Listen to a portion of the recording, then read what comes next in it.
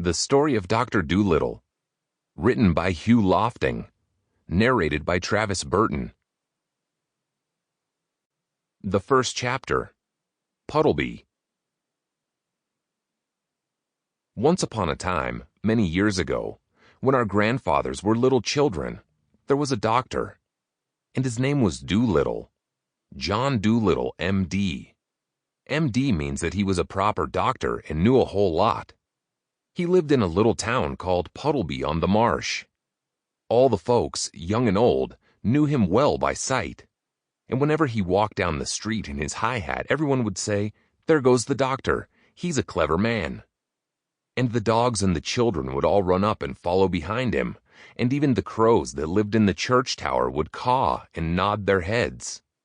The house he lived in, on the edge of the town, was quite small, but his garden was very large and had a wide lawn and stone seats and weeping willows hanging over. His sister, Sarah Dolittle, was housekeeper for him, but the doctor looked after the garden himself. He was very fond of animals and kept many kinds of pets. Besides the goldfish in the pond at the bottom of his garden, he had rabbits in the pantry, white mice in his piano, a squirrel in the linen closet, and a hedgehog in the cellar. He had a cow with a calf, too, and an old lame horse, 25 years of age, and chickens, and pigeons, and 2 lambs, and many other animals. But his favorite pets were Dab-Dab the duck, Jip the dog, Gub-Gub the baby pig, Polynesia the parrot, and the owl, Tutu. His sister used to grumble about all these animals and said they made the house untidy.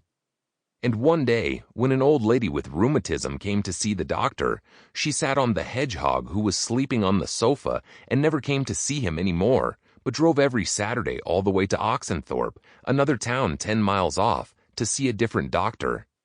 And she never came to see him any more.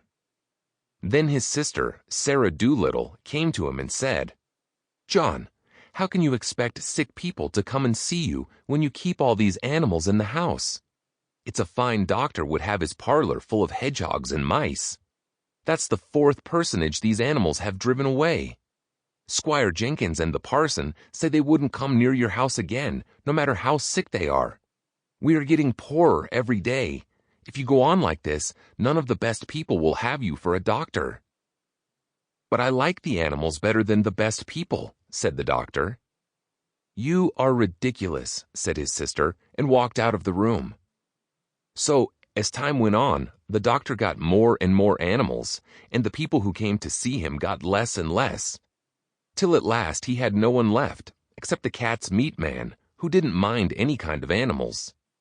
But the cat's meat man wasn't very rich, and he only got sick once a year, at Christmas time, when he used to give the doctor 6 pence for a bottle of medicine. 6 pence a year wasn't enough to live on, even in those days long ago. And if the doctor hadn't had some money saved up in his money box, no one knows what would have happened. And he kept on getting still more pets, and of course it cost a lot to feed them, and the money he had saved up grew littler and littler. Then he sold his piano and let the mice live in a bureau drawer. But the money he got for that, too, began to go, so he sold the brown suit he wore on Sundays and went on becoming poorer and poorer. And now, when he walked down the street in his high hat, people would say to one another, "There goes John Dolittle, M.D. There was a time when he was the best-known doctor in the West Country. Look at him now. He hasn't any money, and his stockings are full of holes." But the dogs and the cats and the children still ran up and followed him through the town, the same as they had done when he was rich. The second chapter, Animal Language. It happened one day that the doctor was sitting in his kitchen, talking with the cat's meat man, who had come to see him with a stomachache. "Why don't you give up being a people's doctor and be an animal doctor?" asked the cat's meat man.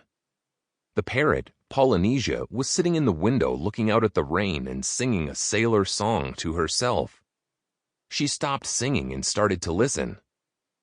"You see, doctor," the cat's meat man went on, "you all know about animals, much more than what these here vets do.